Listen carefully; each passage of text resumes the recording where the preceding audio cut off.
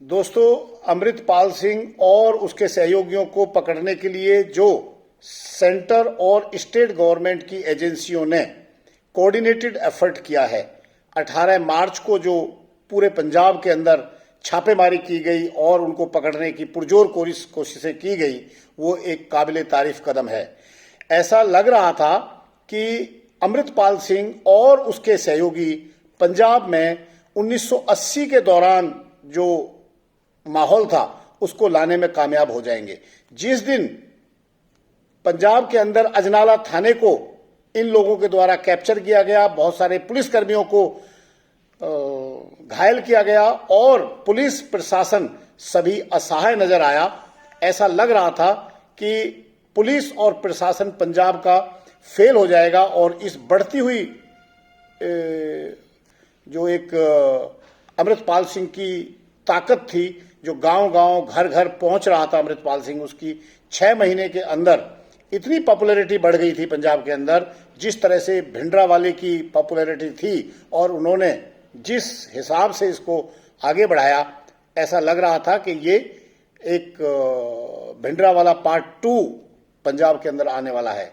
परंतु टाइम रहते हुए सेंटर और स्टेट गवर्नमेंट की एजेंसीज ने एक बहुत बड़े अभियान की शुरुआत की है और हम आशा करते हैं कि ये बहुत जल्दी पुलिस की गिरफ्त में होगा। परंतु ये जो कोऑर्डिनेटेड एफर्ट है, इससे बहुत सारे सवाल उठ गए हैं।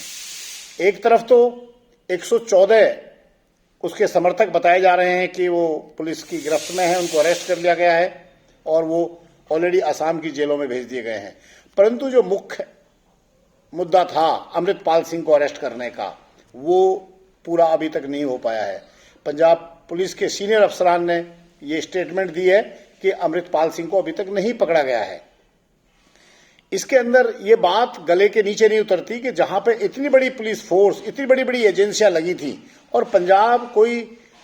जंगल का एरिया नहीं है, पंजाब एक ऐसा हिली टेरेन भी नहीं है जहां पे कि कोई बंदा इस तरह से गायब हो सकता है या भाग सकता है। इससे ये लगता है, दो आशंकाएं होती हैं कि या तो अमृतपाल सिंह ऑलरेडी पुलिस की गिरफ्त में है और पुलिस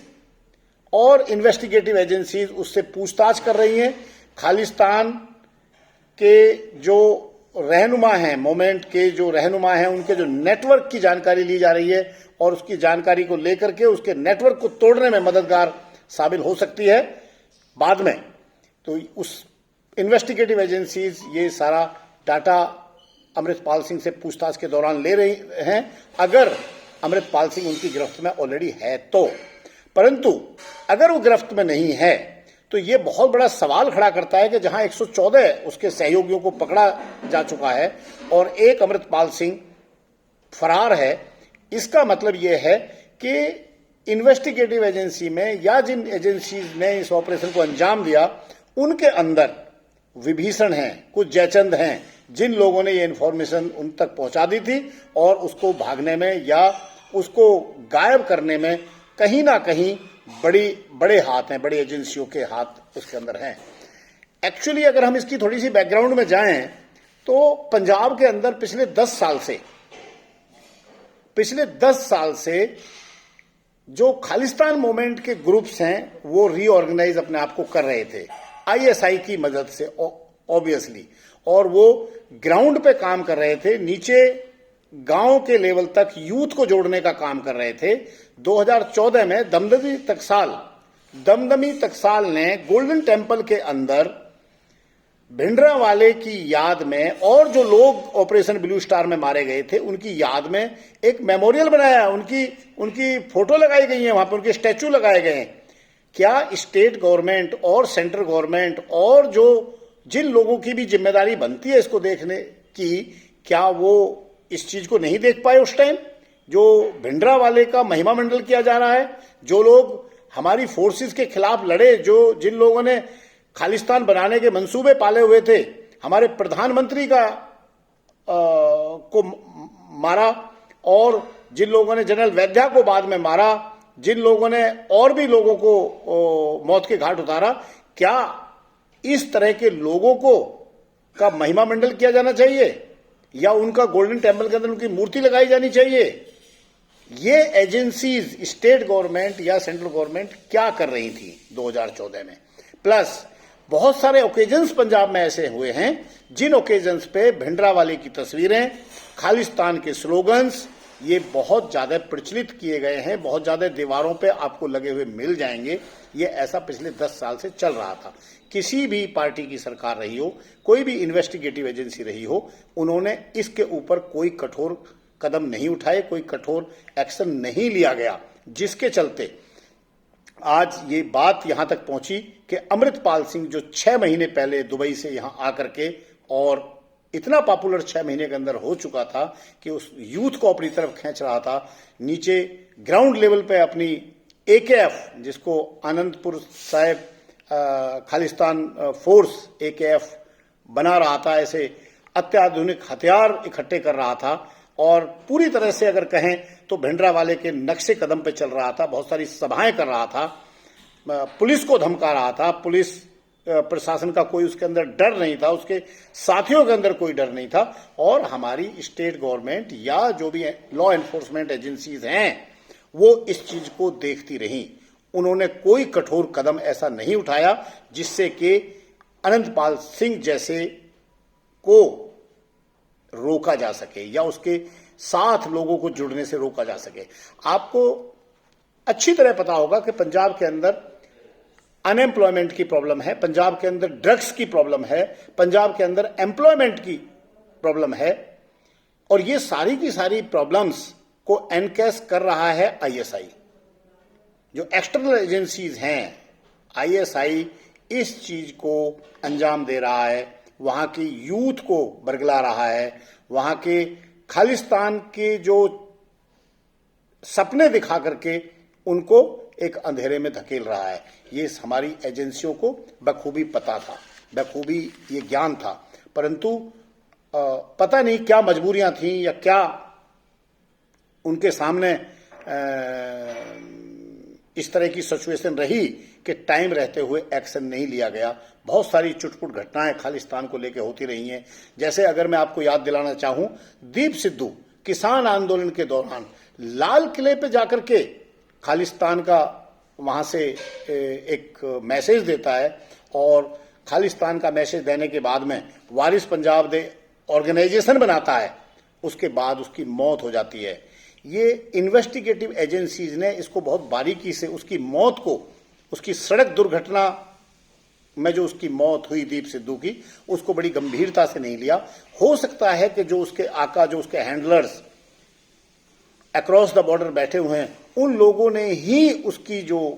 सड़क दुर्घटना की रचना सारी रची हो। ऐसा मुमकिन है, ऐसा इस तरह के केसों में होता है। तो ये इन्वेस्टिगेटिव एजेंसीज को इसके जड़ तक जाना चाहिए था कि दीप सिद्धू की एक सड़क हादसे में साधारण मौत थी या इसको किसी ने प्लान किया था। ये नहीं गए। अगर इसके अंदर इन्वेस्टिगेशन होता सघन तरीके से तो कुछ चीजें निकल के आ सकती थी और वहां से खालिस्तानियों के मंसूबों का पता लग सकता था, परंतु वो नहीं हुआ। उसके बाद जब अमृतपाल सिंह दुबई से यहां आया, मुझे लगता है कि इनके जो हैंडलर्स हैं उन्होंने इसको तैयार किया, इसका ब्रेन वॉश किया और इसको बोला गया कि आप वहां पे जाकर के ये मोमेंट लीड कीजिए। आईएसआई की ऑफ कोर्स पैसे से भी और हथियारों से भी हर तरीके से उसको मदद प्राप्त है। ये ऑलरेडी इन्वेस्टिगेटिव एजेंसीज बोल चुकी हैं, इस बात की आशंका जता चुकी हैं और ये आगे जो इन्वेस्टिगेशन होगा, जब इनके अरेस्ट की जो प्रक्रिया है वो पूरी हो जाएगी और उसके बाद इसको क्वेश्चन आंसर्स किए जाएंगे तो ये चीजें निकल के आ जाएंगी कि इसके अंदर हाथ है। परंतु ये एक बड़े ताज्जुब की बात है कि आज की तारीख में कोई भी मीडिया या कोई भी न्यूज़पेपर या कोई भी इन्वेस्टिगेटिव एजेंसी अरविंद केजरीवाल जो आम आदमी पार्टी के चीफ हैं उनके ऊपर कोई उंगली नहीं उठा रहा है, जबकि कुमार विश्वास जो उनके बहुत क्लोज एसोसिएट रहे हैं, उन्होंने कई बार इस चीज को मीडिया में उजागर किया है कि अरविंद केजरीवाल खालिस्तानी लीडर से, खालिस्तान के सिंपैथाइजर से मिलते रहे हैं। यहां तक की भी आशंका जताई है कि उन्होंने फंडिंग ली है उनसे इलेक्शन से पहले। और आम आदमी की सरकार पंजाब में बनने के बाद अगर आप देखें तो ये खालिस्तानी गतिविधियां वहां पे तेज हुई हैं। जो खालिस्तानी मूवमेंट है वहां पे पूरी तरह से पुनर्जीवित हुआ है। इस चीज की एक्चुअली जांच करनी चाहिए कि कहीं इसके अंदर केजरीवाल का भी तो कोई हाथ नहीं है, केजरीवाल की भी तो सिंपैथी उनके प्रति नहीं है कि जो उनकी गवर्नमेंट आते ही within a matter of 1 year वहां पे इतने बड़े बड़े जलसे होने लगे, इतने बड़े बड़े प्रोग्राम होने लगे, पुलिस प्रशासन को डराने लगे और खालिस्तान की मांग उठने लगी पुरजोर तरीके से। और नीचे ग्राउंड लेवल पे जाकर के जो जवान हैं, जो यूथ है, उनको बरगलाया जाने लगा और उनको सपने दिखाए जाने लगे। किस चीज की आजादी आपको चाहिए? पंजाब जैसा खुशहाल प्रांत जो भारत का था, जिसको भारत पे नाज थी, पंजाबियत पे नाज थी, सिखिज्म पे नाज थी, उस सबको एक खालिस्तान मूवमेंट ने बर्बाद कर दिया। सिखों की क्रेडिबिलिटी को बहुत बड़ा एक क्वेश्चन मार्क लगा दिया। जो इतनी उपजाऊ भूमि वहां की थी, इतना खुशहाल प्रदेश था, इंडस्ट्रीज वहां पे थी, सब ये खालिस्तान टेररिज्म की वजह से सारा का सारा चीजें खत्म हो गई। जो कुछ लोग समझदार थे वो अब्रॉड चले गए, जो कुछ लोग समृद्ध नहीं थे अब्रॉड जाने में वो वहां रह गए, और बहुत सारी जनता हमारी, बहुत सारी यूथ नशे की गिरफ्त में चली गई। एक खुशहाल प्रदेश को कंगाल प्रदेश बना दिया, केवल और केवल एक ये टेररिज्म की वजह से। एक केवल मैं अगर ये कहूं कि जो कभी मांग पूरी नहीं हो सकती, उस तरह की मांग के मंसूबे पाल करके आईएसआई के बहकावे में आकर के, पाकिस्तान के बहकावे में आकर के ये सारे कदम उठाए पूरी कौम के लिए। कुछ चंद लोगों ने बैड नेम में अगर कहूं कि बहुत गलत संदेश पूरे देश को, पूरी दुनिया को इन लोगों ने दिया है। ये एक प्लान्ड स्ट्रेटेजी आप इसको कहिए कि जो अमृतपाल सिंह, जिनको अरेस्ट करने के लिए इतना बड़ा ऑपरेशन चलाया गया, और वो शख्स आज भी पुलिस की गिरफ्त में नहीं है। 114 लोग अरेस्ट हो सकते हैं, बट एक मेन शख्स जिसको पकड़ा जाना चाहिए था वो नहीं पकड़ा गया। क्या ये मान लेना चाहिए कि शासन, प्रशासन, पुलिस प्रशासन, इन्वेस्टिगेटिव एजेंसीज के अंदर तक विभीषण या जयचंद बैठे हुए हैं, जिन्होंने इनको ये इन्फॉर्मेशन पहुंचा दी कि इतना बड़ा ऑपरेशन होने वाला है, आप अरेस्ट हो जाएंगे, आपको सलाखों के पीछे डाल दिया जाएगा, आप पे केस चलाया जाएगा, आप पे एनएसए लगाया जाएगा और आप यहां से कट लीजिए, आप यहां से रफू चक्कर हो जाइए। ऐसा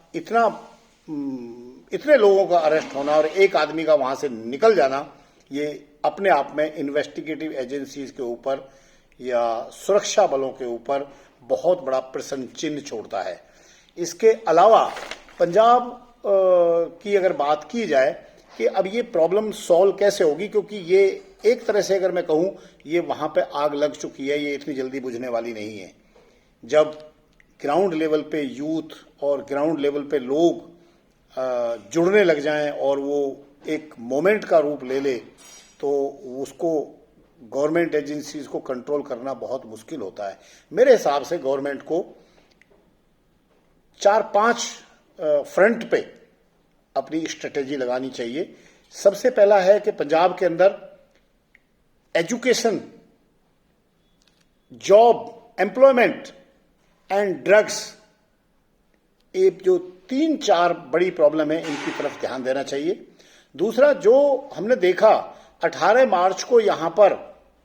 इतना बड़ा ऑपरेशन होने के बाद लंदन हाई कमिश्नर के ऊपर चढ़ के और वहां पे कुछ लोगों ने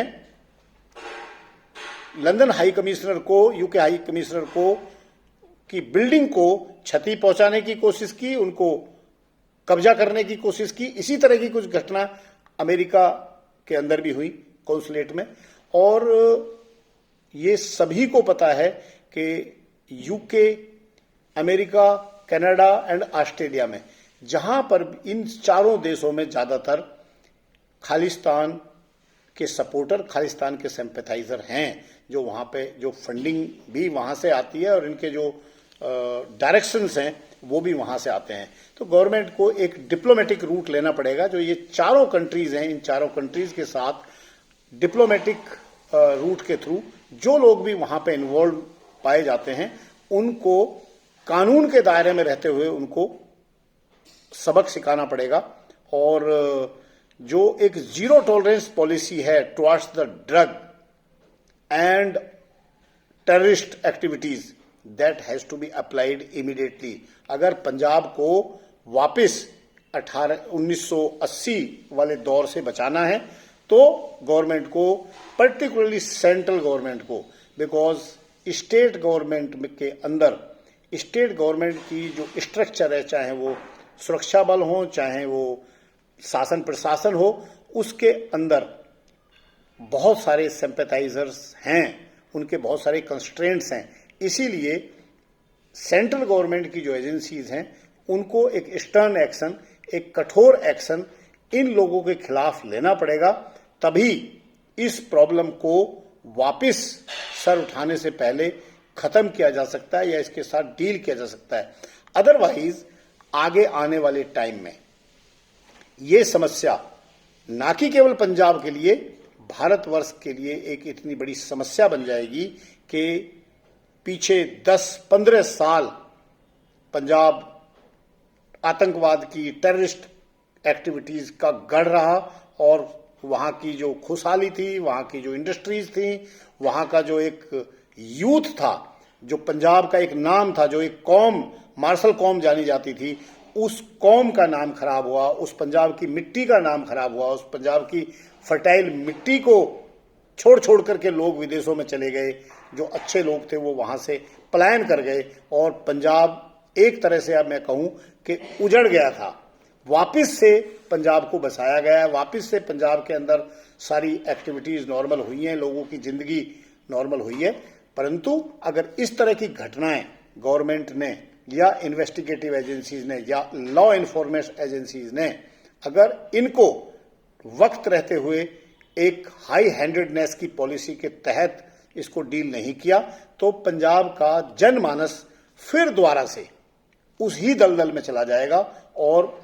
गवर्नमेंट के हाथ से भी, एजेंसीज के हाथ से भी सिचुएशन निकल जाएगी। जिस तरह से ऑपरेशन ब्लू स्टार करना पड़ा, जो कि नहीं गवर्नमेंट करना चाहती थी, परंतु सिचुएशन ऐसी क्रिएट कर दी गई और हालात ऐसे पैदा कर दिए गए कि ऑपरेशन ब्लू स्टार करना पड़ा, जिसका हमें आज तक खामियाजा भुगतना पड़ रहा है। जो हमारे भाई थे, जो हमारे सिख भाई थे, उनके प्रति दुर्भावना फैलाई गई, उनके प्रति एक तरह की